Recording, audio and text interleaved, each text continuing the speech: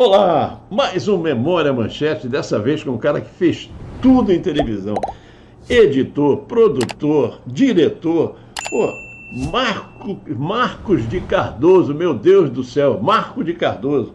Cara, porque teu nome é, sério, o teu nome todo mesmo é Marco Aurélio de Cardoso, mas você sempre usou Marco de Cardoso, né?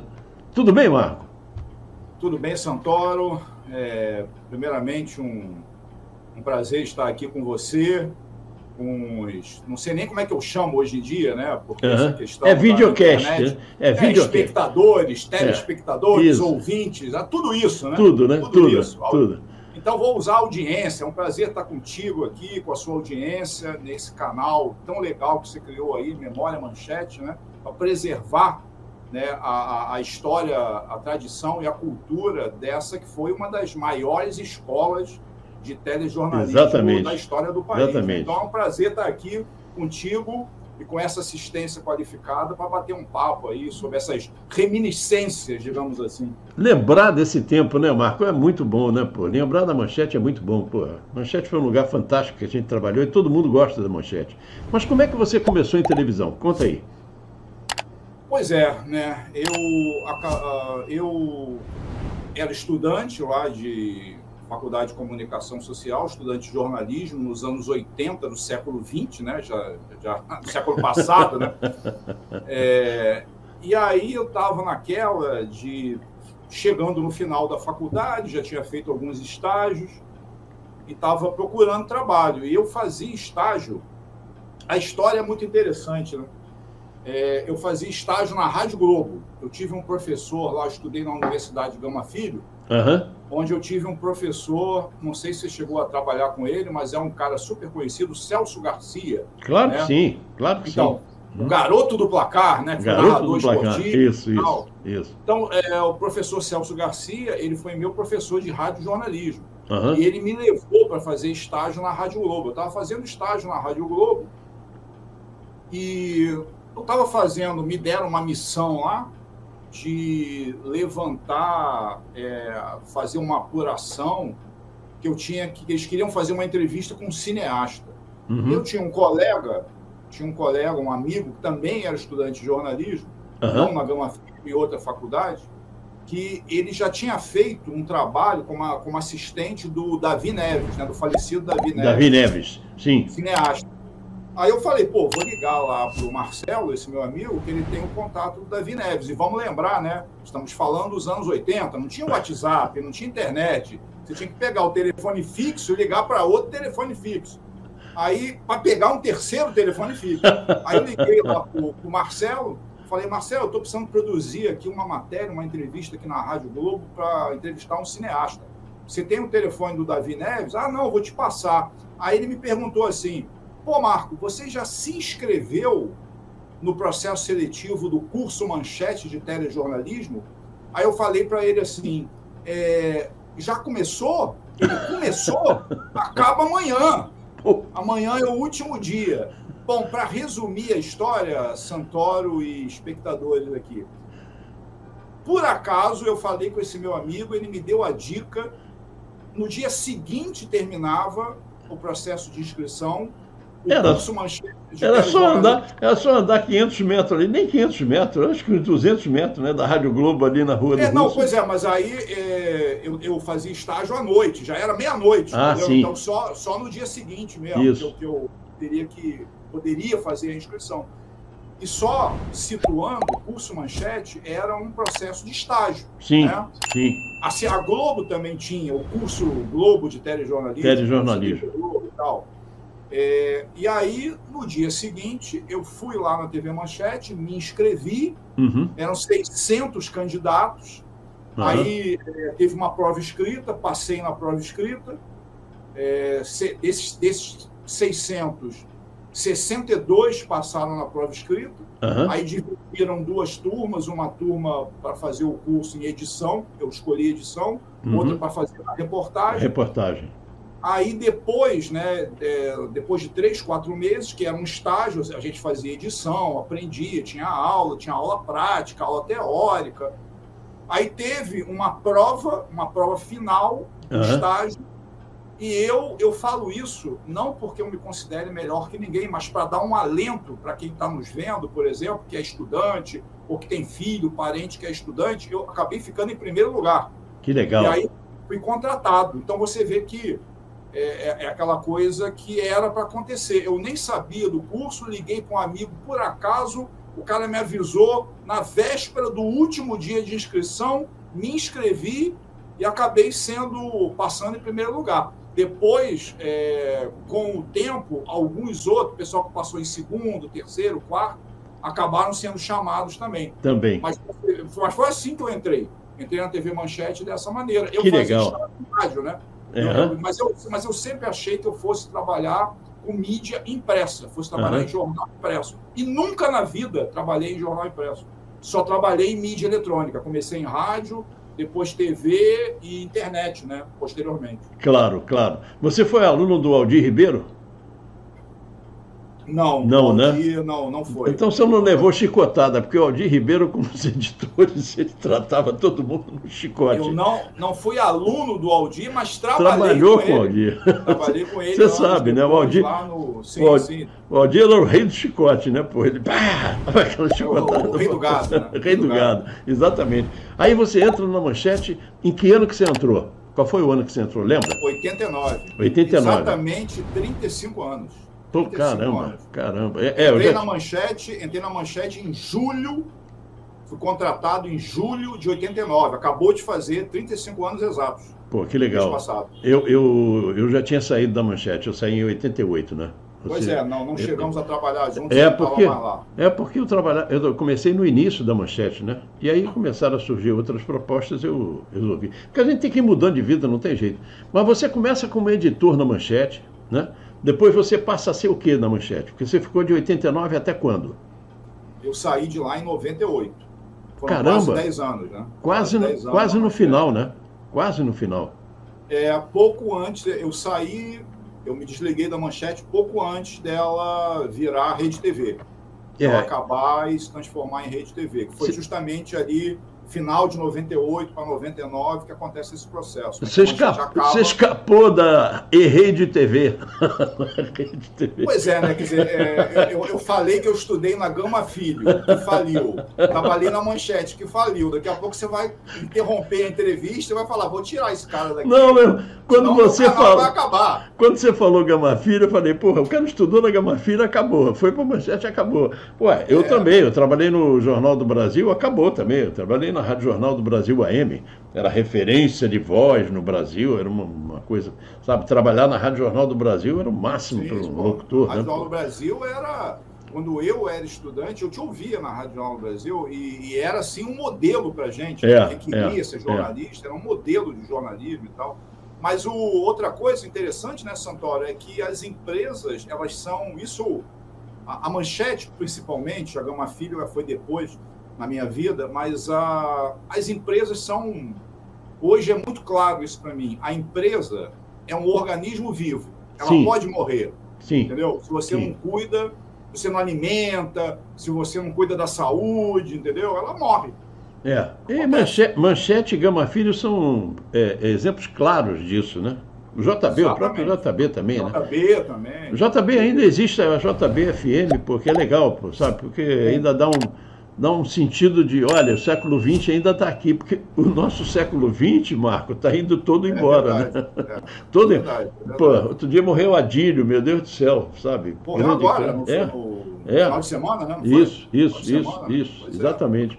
Entendeu? Então está indo embora o nosso século, a gente tem que pelo menos preservar essas coisas aqui. Mas me diga aí, você entra como editor, né? E depois, você cresce lá dentro, eu soube que você cresceu lá dentro. Eu entrei como editor de texto, lá no Jornal da Manchete, segunda edição. Era o que eu fazia, Você fazia só que quando eu entrei, era o Ronaldo Rosas, né? E a Leila Richas. E a Leila Richas, né? Isso. Que apresentavam lá. Então eu entrei como editor de texto, em 89, como eu te falei, fiquei lá nesse jornal até 91. 91, aí tem uma mudança lá, porque quando eu entrei, o Mauro Costa era o diretor de jornalismo. Isso. O Paulo da Luz, que você já conversou aqui no Paulinho, seu canal. Paulinho da Luz era o editor-chefe do Jornal da Manchete. Não vale o ar que respira, o Paulinho. Ele me persegue porque eu sou vascaíno. Quando o Vasco está perdendo, ele já manda sacanagem para mim no WhatsApp. Somos, né? Somos, né? Ah, você é vascaíno também, maravilha. Claro, claro. Mas e aí? Então,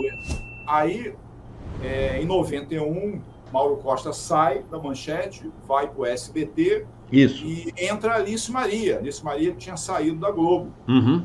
E aí a Alice faz uma mudança, o Jornal da Manchete, segunda edição, acaba e é criado Edição Nacional. Aí com o Renato Machado, né? Renato Machado passa a apresentar junto com o Ronaldo Rosa. Uhum. O Renato, ele faz entrevistas, né? Que na verdade era um híbrido, era um programa de entrevista junto com o noticiário. Noticiário. Então, o Renato fazia as entrevistas e o Ronaldo apresentava o news, como a gente fala, né? Isso, as notícias do dia. Isso. Aí fiquei nesse Noite e Dia até 92, aí Alice Maria sai, aí aquela coisa do Brasil.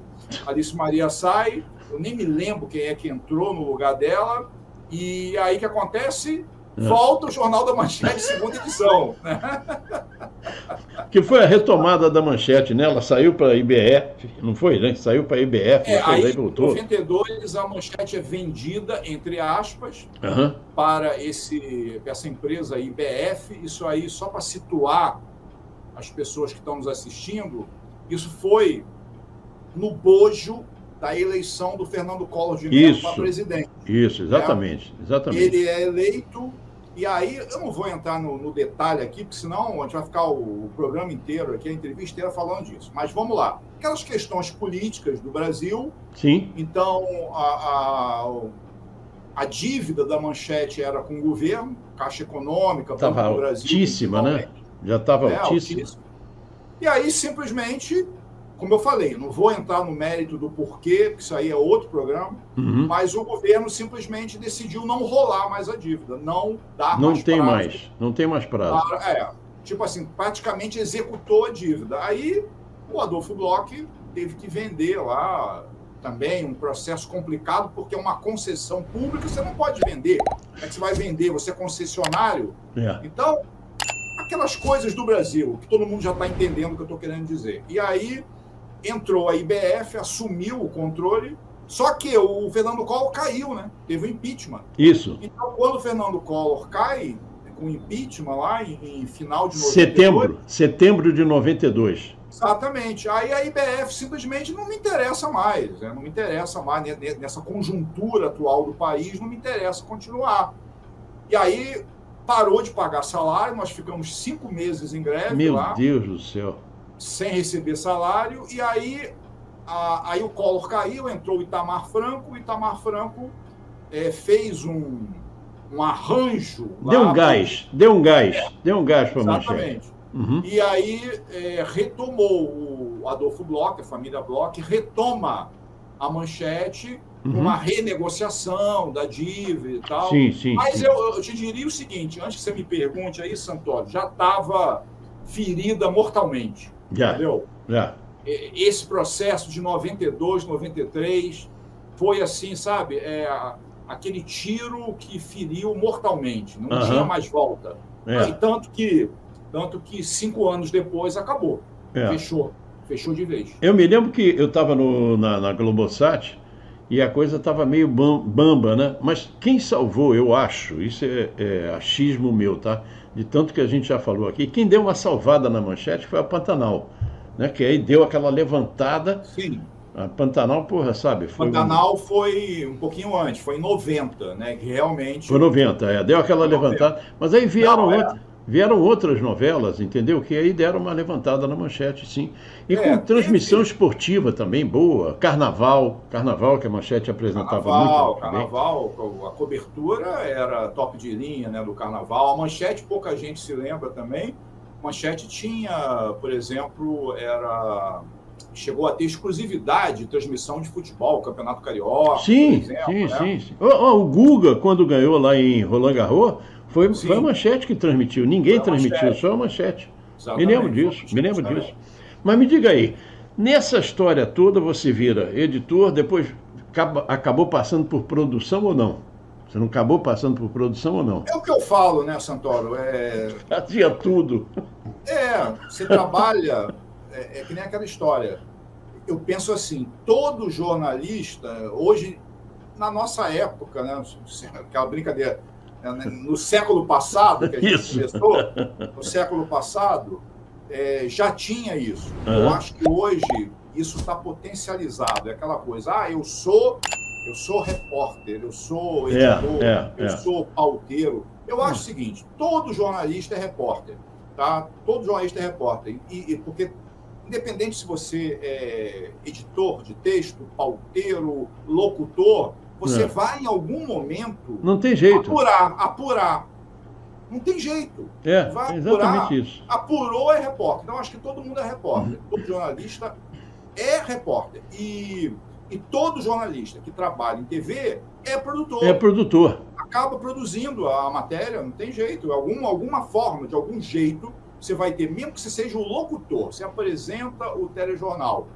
Mas, tem um amigo meu aqui que vai dar uma entrevista sobre dengue, um médico que eu conheço que é bambambam em dengue. Você vai ligar para o cara, claro. dele, se ele está afim de falar. Sim. E aí depois você passa isso para o produtor de ofício, certo? Claro. Mas você já começou a produção. Já começou a produção, exatamente. Eu nunca pensei que eu fosse ser editor. Eu fui editor do SBT Repórter. Eu fui daqui do Rio para São Paulo para ser editor do SBT Repórter, né? E em um mês eu virei diretor do programa, editor-chefe do programa, entendeu? Que era com a Marília Gabriela. E aí você sabe, o que eu tinha aprendido tudo na Bandeirantes, que eu fiz o Jornal da Band antes de ir para o Manchete, aí fui aprendendo, você vai aprendendo, porque eu acho que o jornalista, o grande jornalista, ele tem que saber de tudo, Marco, ele tem que saber de tudo. Não adianta essa história de ficar dizendo, não, eu só faço isso, eu só faço aquilo, não. Você tem que aprender a fazer tudo, porque só manda quem sabe fazer. Isso é um ditado da minha mulher, que ela diz assim, eu mando elas fazerem porque eu sei como é que tem que ser feito, entendeu? Então é isso, só manda quem sabe fazer, entendeu? Então, tem que aprender. E nós passamos por uma escola que nos dava liberdade de fazer tudo.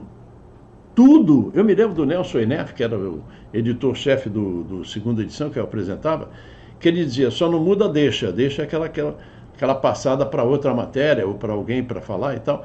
Não muda deixa. E a gente falava o que tinha que falar. Agora, assume a responsabilidade daquilo que você tem que falar. E outra coisa que o Ronaldo falou aqui, que eu achei muito legal, o Ronaldo Rosas, é que ninguém nunca pressionou a gente para dizer, olha, dá um tom mais assim na notícia, dá um tom mais assado. Não, nunca. Faça do jeito que você tem que fazer. Acabou. Entendeu? Isso era jornalismo verdadeiro. Sabe? Não é saudosismo, porque às vezes as pessoas falam, você está ficando velho. 73 anos, você não sabe mais como é que é o jornal. Conheço igual a palma da minha mão. Como você conhece, a gente conhece igual a palma da mão da gente. Sabe? E o jornalismo que a gente fazia era muito sério. Apesar das coisas que a gente fazia, era muito sério. As sacanagens que a gente fazia por trás das câmeras, aí é que rolava muita coisa. Né?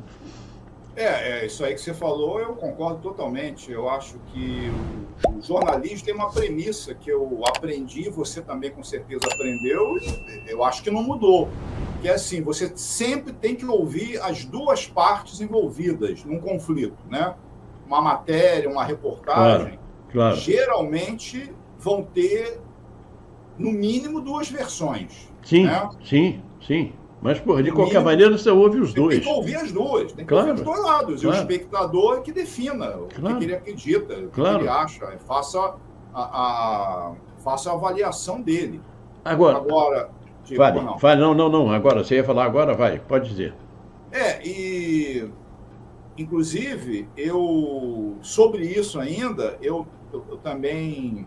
Eu sou professor também, né, de jornalismo, dou aula em faculdade de comunicação há 25 anos, dou aula em turma de jornalismo e tal. E aí uma coisa que eu falo, e falo para todo mundo, falo aqui sem problema nenhum, não existe neutralidade. Não existe neutralidade, mas você pode ser imparcial. Imparcialidade. Imparcialidade deve existir. Isso. Agora, neutralidade não existe. Aí, quando eu falo isso, tem gente que não entende. Então, eu vou dar um exemplo. Você está fazendo uma reportagem sobre um sujeito, por exemplo, que, sei lá, assassinou 10 crianças, um serial killer de criança. Você não pode ser neutro. Eu não sou neutro. Eu quero que esse cara seja preso, condenado e pague o crime dele. Não tem neutralidade, entendeu? Eu tenho uma posição, o jornalista pode ter a posição muito clara. Eu quero que esse assassino pague pelo seu crime. Isso não é neutralidade. Agora, o que seria a imparcialidade, né? Nesse caso? Vamos ouvir a versão do cara. A versão do cara. Por que ele fez isso? Tem que ouvir o advogado dele, tem que ouvir a versão, entendeu? Tem que ouvir o que ele tem para dizer. Mesmo que seja uma mentira deslavada, né? Entendeu? Mas você tem que ouvir. Tem que ouvir o cara. Você não pode fazer uma matéria ouvindo só o promotor de acusação, ouvindo só o policial, ouvindo só a família da vítima. Não. Tem que ouvir, no mínimo, o advogado do sujeito. Tem que ouvir as duas partes, entendeu? Continuo não sendo neutro. Quero, se ele realmente for culpado, ele deve pagar pelos crimes dele. Mas imparcialmente. Isso é que é legal. Mas imparcial. E a Manchete fazia isso. A Manchete fazia isso. A Manchete fazia. As pessoas tinham tempo de explicar, né? Exatamente. Claro que eu dei um exemplo extremo, mas isso hoje, né, Santoro, essa coisa de você ser parcial, você fazer reportagem com um viés, né, para tentar mostrar a sua visão de mundo, isso acontece direto hoje. Ou tentar influenciar as pessoas quanto a coisa, né? Acontece direto. Ninguém... E nas áreas... Em todo tipo de área, em uma reportagem de cultura, a gente falou de esporte ainda há pouco, reportagem de esporte, acontece isso, entendeu? Então, eu acho o seguinte, uma coisa é você ser colunista, né, ser comentarista. Isso. Se você é colunista, comentarista, pago pela emissora, pelo jornal, pelo veículo que for, você tem todo o direito, você está sendo... Inclusive, está sendo pago para isso, né? Para dar opinião. Claro. Sendo pago para dar opinião. E aí eu vou concordar ou não. Vou assistir você ou não. Sim. Agora, quando você faz isso, quando você deixa de fazer uma reportagem, ouvindo todos os lados, apurando o que tem que ser apurado, e passa a fazer reportagens que, na verdade, são apenas emissão de opiniões, eu acho que aí o jornalismo acabou. Aí é tendenciosa, ela é tendenciosa. E sabe, é aquela coisa, jornalismo, verdade, ele não é publicidade. Publicidade é para vender, tá? Jornalismo de verdade é para contar a verdade, ponto. Seja ela qual for, de um lado ou de outro. Tem que ouvir os dois lados. Isso a Manchete ensinou a gente muito, porque a gente não tinha influência nenhuma lá dentro. Eu me lembro que o senhor Adolfo falava... Mas, senhor Adolfo, se algum amigo seu fizer algum problema, porque eu participei do início da Manchete, então a gente conversava muito, né? Então, se tiver algum problema com um amigo seu, disse, é problema dele, ele que se resolva lá, que responsabilize pelas coisas que ele falou. Ponto final. Isso é jornalismo, entendeu? Isso é uma aula de jornalismo. Aliás, você falou que é professor de jornalismo. Eu sou professor de química. Eu depois virei professor de apresentação de TV, de oratória, de locução, porque eu fui aprender como é que se faz essa coisa toda para sobreviver, né? Porque você vai ficando velho, o nego vai, opa, ou vai virar assessor de imprensa de alguém, né? Viver na cola de alguém, ou vai dar aula, que nem você. Cristina Rego Monteiro, lembra? Cristina Rego Monteiro da Luz? Mulher do Paulinho da Luz. Sim, né? sim. Pô, professora, então tudo bem. Paulinho é assessor, então isso é normal. Aí, pô, mas eu fui aprender como é que era a técnica de falar, como é que era a técnica de apresentar, porque eu fui colocado assim, ó, tchumba, vai lá. Eu fui, como todos nós fomos, né? Todos nós fomos assim. Mas me diga, um caso interessante que você tenha vivido lá na Manchete. Aqueles casos assim, cabeludos, sem dizer nome. Sem dizer nome. Tem várias histórias assim. Vamos lá. Só queria antes dizer que, eu esqueci de comentar uma coisa que eu acho importante comentar do que você falou aí, essa questão da Manchete ter sido uma grande escola. Primeiro que eu falo isso, tem gente que não acredita. Eu fiquei quase 10 anos na TV Manchete, nunca na vida nunca na vida o que você falou. Nunca na vida alguém chegou para mim e falou assim, escreve dessa maneira, omite aquilo, inventa alguma coisa. Nunca na vida isso aconteceu. Nunca. Zero. Né? Uhum. Então a gente tinha essa liberdade realmente de fazer jornalismo de verdade. Outra coisa interessante na Manchete é que, apesar de ser uma grande emissora, rivalizava com a TV Globo, era a segunda emissora, né, do país na época, tinha uma infraestrutura, equipamento de qualidade, gente muito competente, mas ela era em tamanho de infraestrutura, de recursos humanos, ela tinha menos gente que a Globo. Sim, sim. Ela tinha menos estrutura que a Globo. Não que fosse ruim, tinha qualidade, era bom, né? Mas ela tinha um alcance, uma dimensão. A Globo sempre foi um mastodonte. Sim, né? A gente sabe disso. A Globo tem as qualidades dela, tem Agora, as virtudes dela. Eu fiz esse preâmbulo para dizer o seguinte, isso tinha uma vantagem para quem trabalhava na Manchete, é que você tinha que, como às vezes você tinha menos gente na equipe, você tinha que exercer mais de uma função, e isso você aprendia mais. Você aprendia. Claro né? que sim. Eu cheguei a fazer, por exemplo, que hoje é tudo pela internet, mas antigamente, se eu estava no Rio de Janeiro e uma afiliada da TV Manchete, lá da Amazônia, mandava uma matéria aqui para o Rio para a gente revisar e colocar no ar, isso era gerado via Embratel. Tinha um canal de Embratel de telecomunicação. Andava pelo SAT Exatamente. Chegava, você recebia aqui, né? Então, até isso eu fiz. Transmitir matéria nossa quando as afiliadas pediam, receber material, entendeu? Então, isso, você acabava entendendo melhor todo o processo de radiodifusão. Sim, né? sim. E isso tornava, tanto que uma coisa que eu notei depois que a Manchete terminou, a maioria dos profissionais da Manchete que saíram de lá viraram chefes, viraram destaque em outras emissoras. Sim. Por causa desse aprendizado. Né? Você mexia com todo o processo. Quando você vai numa emissora de TV, onde tem muita gente trabalhando, tem muitas pessoas ocupando várias funções, você não tem espaço para isso. Não tem. Não tem espaço, entendeu? Agora, falando até sobre essa questão de mundo analógico, né, sem internet e tal, tem uma história que essa história, assim, eu não vou citar o nome, né, tá bom, das pessoas, mas era um domingo de plantão. Plantão, para quem não conhece o mundo do jornalismo, o jornalista faz plantão, né? Trabalha alguns, que nem bombeiro, médico, policial militar e tal, a gente faz plantão. Então, teve um domingo que a gente estava de plantão, e aí, quando a gente, aquele termo que a gente usa, o jornal está fechado, todas as matérias estão prontas, os textos, né? As cabeças, que são as chamadas que o locutor lê para a matéria ir para o ar, estava tudo pronto.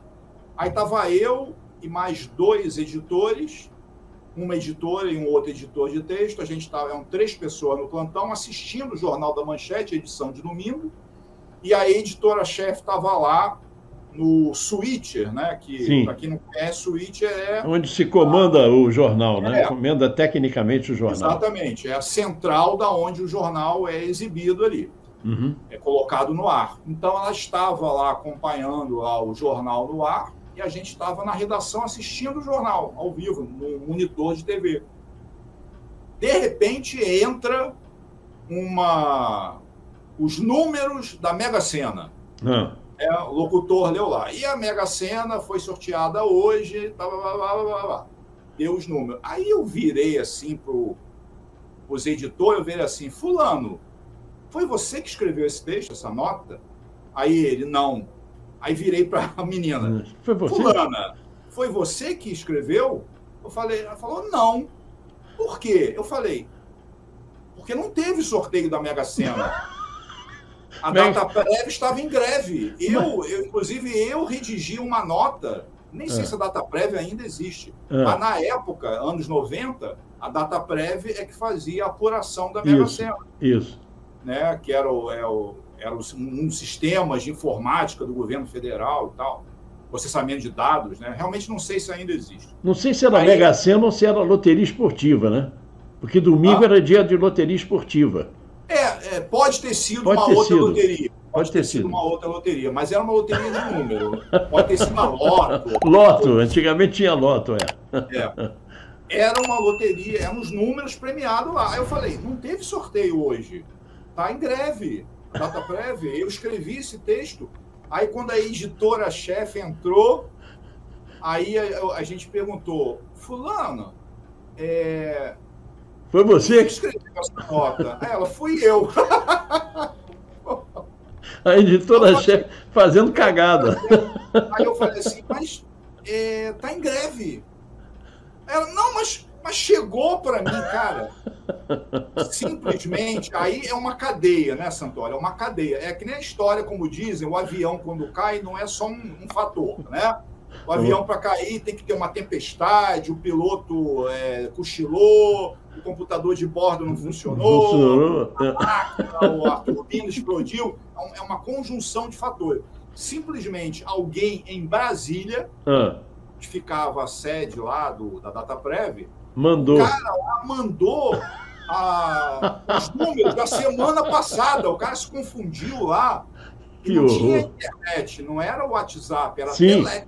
Né? Era Telex. Digitava, aí chegava, você tinha um terminal lá em Brasília, um terminal aqui no Rio. Isso. O cara digitava lá, simplesmente, não sei porquê também, o cara se confundiu e mandou o sorteio da semana passada. Ela estava sozinha na redação, estava todo mundo editando, domingo, pouquíssima gente, ela pegou aquilo ali, foi no embalo. Entendeu? Escreveu e foi pro ar. Aí você imagina, né, cara? Você imagina gente ligando, escuta, mas imagina, cara, eu ganhei! Bom, eu fiz o Feidinho ganhar, mas sem ganhar, porque nós botamos o número dele lá no Telex, porra. Você sabe dessa história. Pois é. E aí, tipo assim, como você falou, né? A editora-chefe, ela vai dar bronca em quem? Ela mesmo. Foi o nível superior. Se ninguém notou, deixa passar. Aliás, eu sei que ela ficou constrangida. Ela perdeu completamente o prumo. Ela não sabia o que fazer, entendeu? Aí ela realmente ficou nervosa. Aí até que a gente chegou e deu a solução. Escuta, vamos ter que entrar com ao vivo, quando acabou, porque o jornal já tinha acabado, né? Aí, vamos entrar com ao vivo, com plantão, tá com plantão informando, pedindo desculpa e tal. Claro.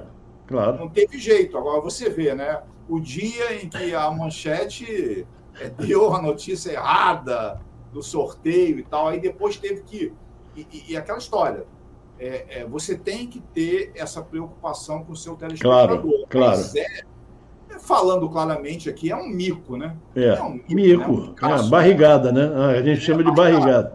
Barrigada, notícia falsa. Você tem que entrar, você abrir um plantão no meio da programação para dizer que você errou. Então, mas essas coisas acontecem. Mas fizeram. Fizemos. É isso que eu achava legal na Manchete, entendeu? Errou.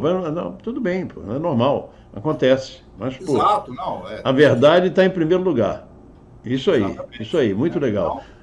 Então, coisas acontecem. Essas coisas da gente armar, pô, a gente armava 3x2. Não, ela não armou de propósito, ela foi sem querer, ela fez uma coisa sem querer. Mas a gente armava muito na Manchete.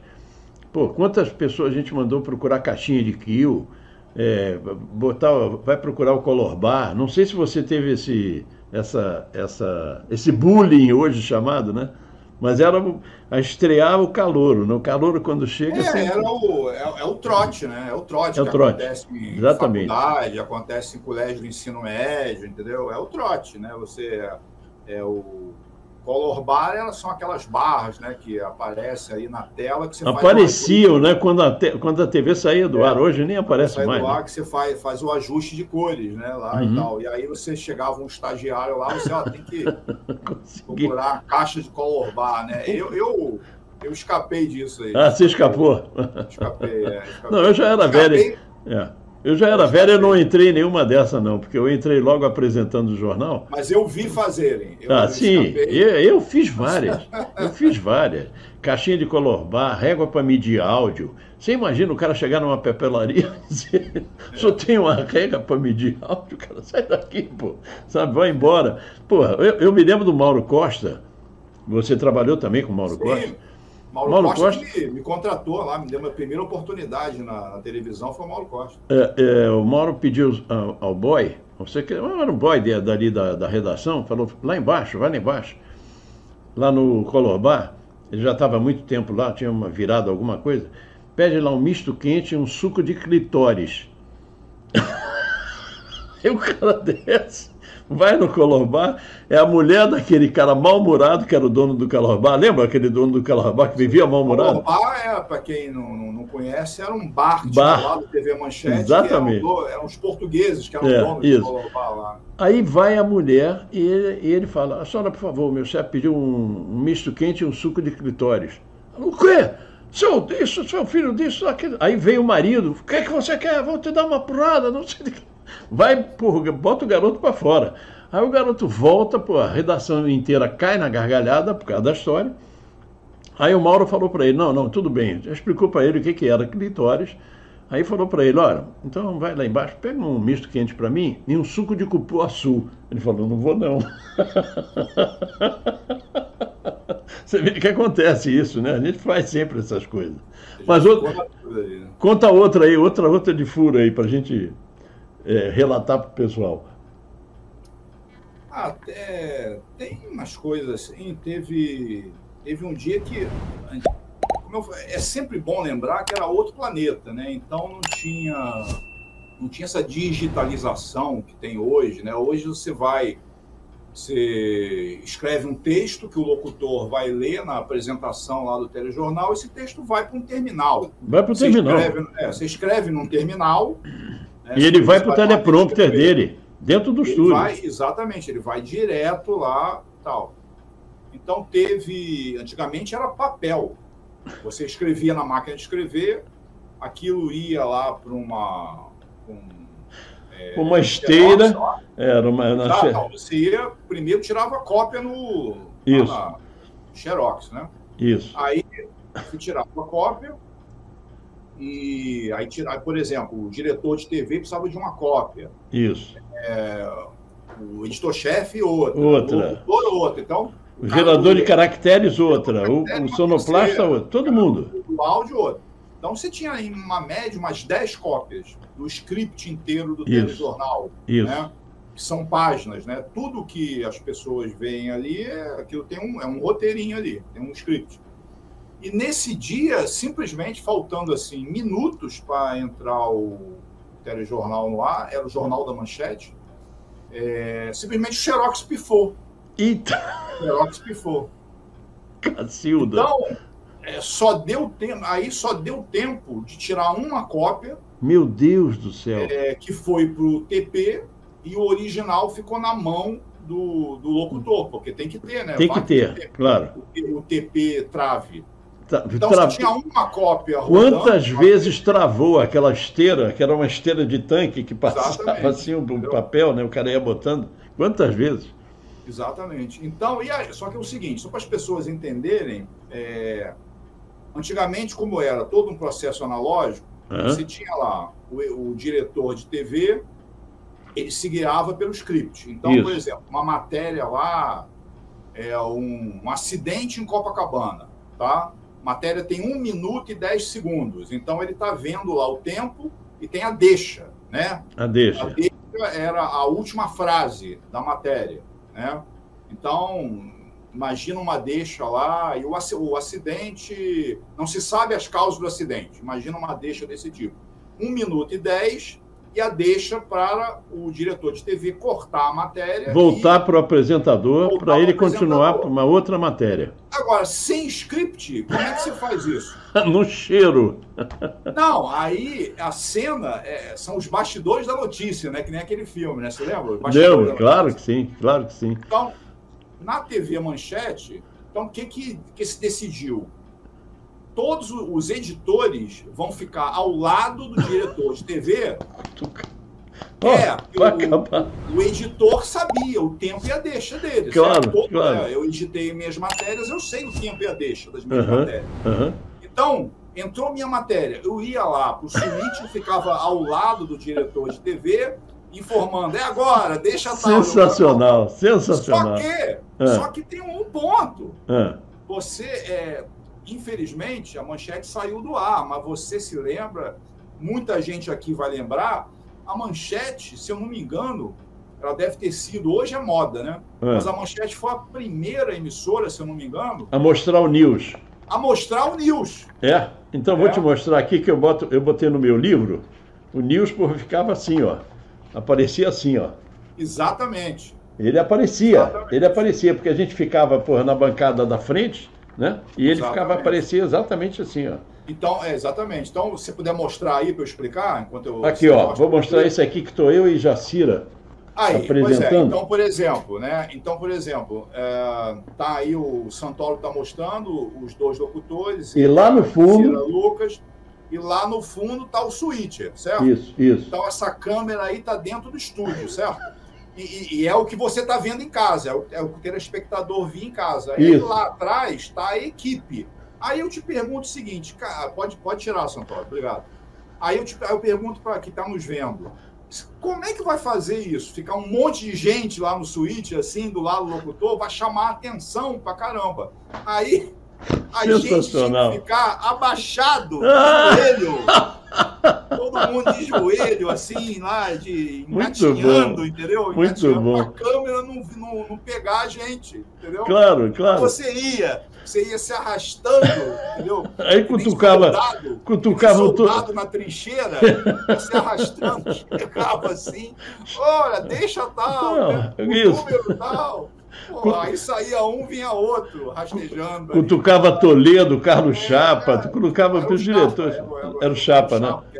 Muito bom, muito bom. Isso fez a Manchete ser o que ela era, entendeu? E você, por que a Manchete significou tanto na tua vida? Porque quando eu falei com o Cláudio Pereira, nosso grande amigo Cláudio Pereira, vascaíno como nós. Isso é uma legião, né? Isso é uma legião. E aí ele fala, o Marco tem um monte de história e tal. Por que a Manchete marcou tanto a tua vida, Marco? Santoro, eu acho que... Você trabalhou em outras emissoras. Você trabalhou em todas. Aqui no Rio, todas. E além das emissoras aqui no Rio, trabalhei no SBT e na Band, lá em São Paulo também. Eu te diria o seguinte, eu acho que, claro, tem uma questão de ter sido a primeira, né? Foi a primeira, foi onde a primeira emissora de TV na qual eu trabalhei, onde eu aprendi. Então, acho que tem isso.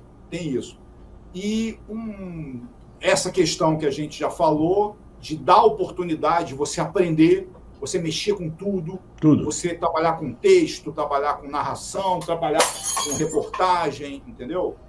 Você ter a oportunidade de mexer com tudo, né? Participar do processo inteiro de produção da notícia. Então, esse é o segundo ponto. E o terceiro... que eu sinceramente, eu estou há muitos anos que eu não atuo mais em redação de telejornal, não sei bem como é hoje, mas era um outro mundo, sabe? Todo mundo virava amigo, a gente trabalhava, eu trabalhei 6 anos na minha vida no horário noturno, no JM2, a gente saía de lá 1, 2 da manhã. Isso. Aí a gente ia beber, ia jantar, ia para festa, acabava a noite na casa de um, de outro, bebendo, ouvindo música, batendo papo, aí às vezes raiava o dia nisso, aí ia para casa, dormia, voltava.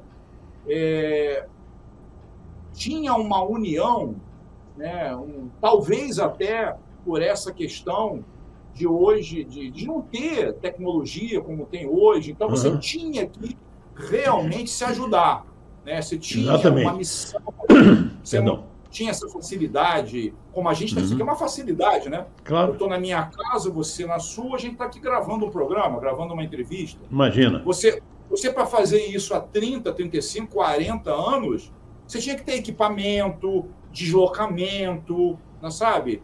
Os equipamentos eram, hoje, absolutamente obsoletos. Obsoletos, né? Coisa do passado, coisa de museu, equipamento que a gente usava. Então, isso exigia esforço. Isso exigia cooperação. É verdade, sabe? É verdade. Isso exigia que as pessoas formassem um time, formassem realmente uma equipe, porque senão não saía. Hoje sai. Hoje você aí sozinho me chama e grava. A gente grava e ponto final. É inviável isso acontecer. Então, acho que isso gerava uma união, sabe? Então, acho que, por isso, tudo, a Manchete foi uma grande escola na minha vida e só fiz amigos lá, até hoje, os que estão vivos, né? Porque tem essa coisa da vida, né?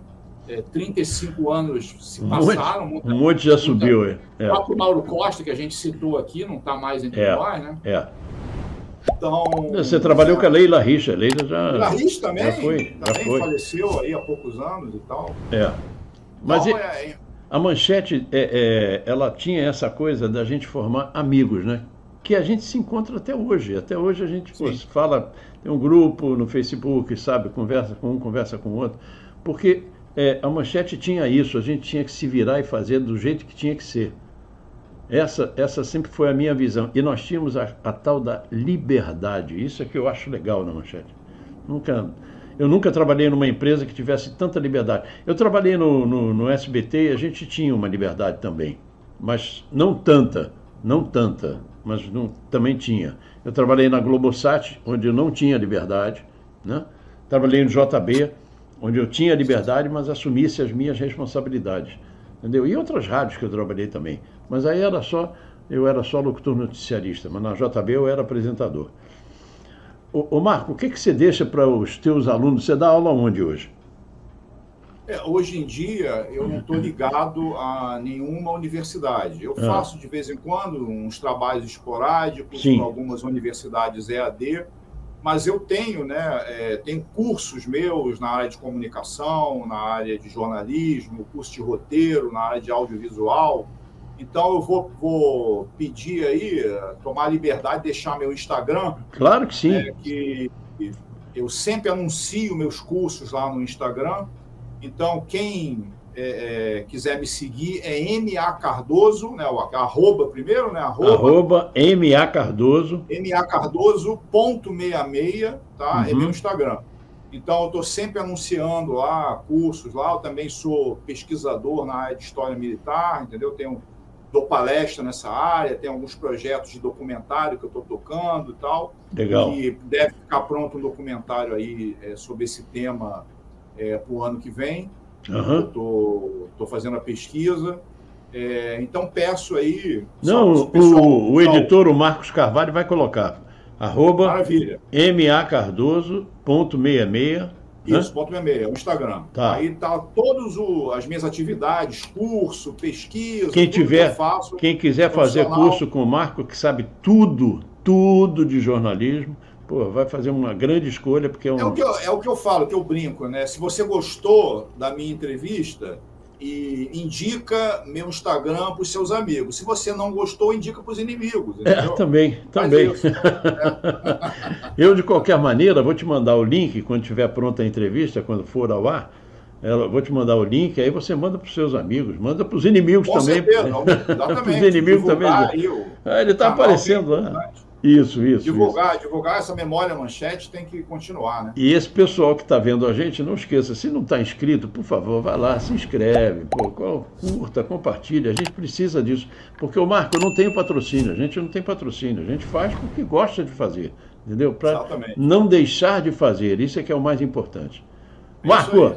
muito obrigado, porra, quanto tempo, porra, sabe, que eu não ouvi o teu nome, né? Mas agora ficamos, porra, um tempão, e ó, vamos continuar torcendo pelo nosso Vasco, tá? Tá precisando. Vamos lá, vamos lá. E Santoro, então só para finalizar, agradeço aí a oportunidade de estar aqui falando desse tema tão legal e que é tão afetivo para a gente, né? Que é a TV Manchete, que fez parte da nossa vida, da nossa história no jornalismo, no telejornalismo especificamente. Agradeço aí a oportunidade. Só lamento, né, para não ter podido ter a oportunidade de trabalhar contigo lá. A gente não estava. Eu já tinha saído. 88 para 89, eu fui ser, acredite se quiser, diretor de cruzeiro da Costa Cruzeiros. Eu ficava 4 meses no mar.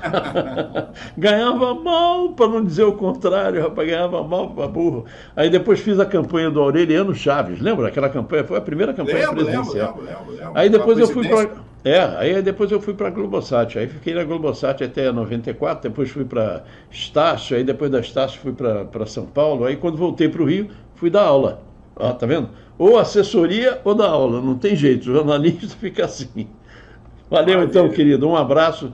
Bom, eu que agradeço, um abraço para você, para a sua audiência aí, estou à disposição quando precisar. Tá bom, e para sua família também. Tem neto? Já tem neto? Já tem neto? Não. Tu vai ver como é que é bom, cara. Tu vai dizer assim, devia ter mandado fazer antes. Um abração. Vamos terminar como a gente terminava o jornal. Fique com a gente. Fique com a gente. Aconteceu, virou manchete. Isso, um abraço, irmão. Tchau, tchau. Um abraço. Tchau, tchau.